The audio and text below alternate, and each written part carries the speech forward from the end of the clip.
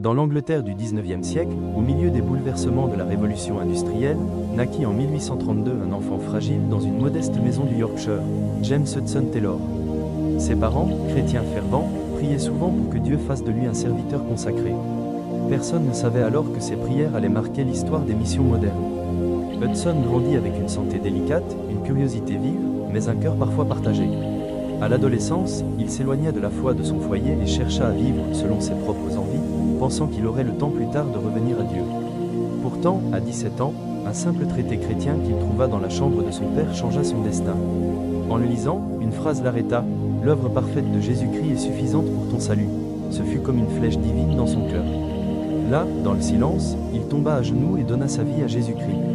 Ce fut une rencontre si profonde qu'il se mit aussitôt à prier: « Seigneur, fais de moi ton serviteur. Montre-moi où tu veux que j'aille. » Une conviction intérieure éclata: la Chine. La Chine, à l'époque, était une terre mystérieuse et fermée, réputée hostile aux étrangers. Beaucoup disaient que c'était impossible, mais Hudson décida d'obéir. Il se prépara avec une discipline impressionnante. Il étudia la médecine pour pouvoir soigner les malades, il apprit seul les bases du chinois, et il s'entraîna à vivre dans la pauvreté pour dépendre uniquement de Dieu.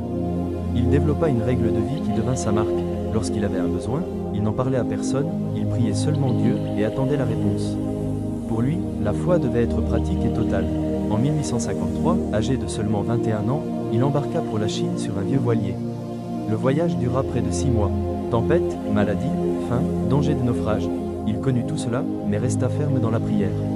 Lorsqu'il arriva enfin à Shanghai, il ne possédait presque rien, mais il portait un trésor invisible, la certitude que Dieu l'avait envoyé. À son arrivée, il observa les missionnaires déjà présents. Beaucoup vivaient comme des Européens isolés, portant leurs vêtements occidentaux, parlant à peine la langue, et ne s'intégrant pas à la population locale. Hudson prit alors une décision radicale. Il s'habilla comme un Chinois, se rasa les cheveux sur le devant et garda une longue tresse, exactement comme les hommes de l'époque.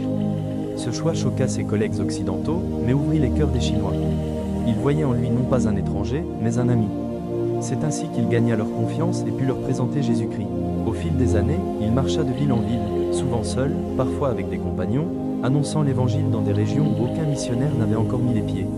Sa vie était marquée par des épreuves constantes: maladie, manque de ressources, hostilité de certains, et surtout la douleur de perdre sa première épouse Maria et plusieurs de ses enfants en bas âge. Chaque perte était une déchirure, mais Hudson refusait de reculer. Il disait: « Dieu est fidèle.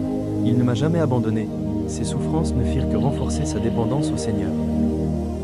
En 1865, il fonda ce qui allait devenir une œuvre missionnaire historique, la China Inland Mission. Son principe était simple et audacieux: envoyer des hommes et des femmes jusque dans l'intérieur de la Chine, là où l'évangile n'avait jamais été entendu, en vivant uniquement par la foi. Aucun salaire garanti, aucun soutien imposé. Les missionnaires devaient dépendre directement de Dieu pour leurs besoins. Cette vision suscita l'étonnement, parfois même la critique, mais bientôt des centaines de missionnaires le rejoignirent. Des écoles, des hôpitaux, des églises naquirent, et des milliers de Chinois découvrirent le Christ vivant. Hudson Taylor était un homme de prière. On raconte qu'il se levait souvent à 2 ou 3 heures du matin pour passer des heures avec Dieu avant de commencer sa journée. Sa force ne résidait pas dans des talents particuliers, mais dans sa communion avec le Seigneur. Là où les ressources manquaient, il priait, et des réponses miraculeuses arrivaient. Là où la maladie le terrassait, il se relevait par la grâce.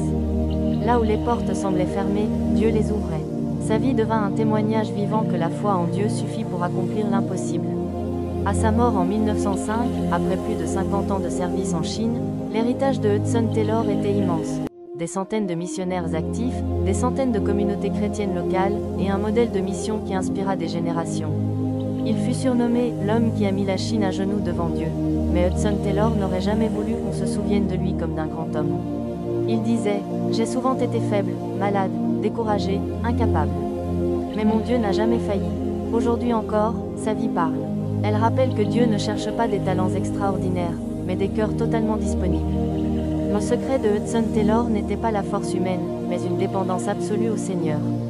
Son histoire interpelle chacun de nous. Es-tu prêt à vivre une foi radicale, à dire à Dieu comme lui: « Seigneur, je te donne tout, envoie-moi où tu veux ».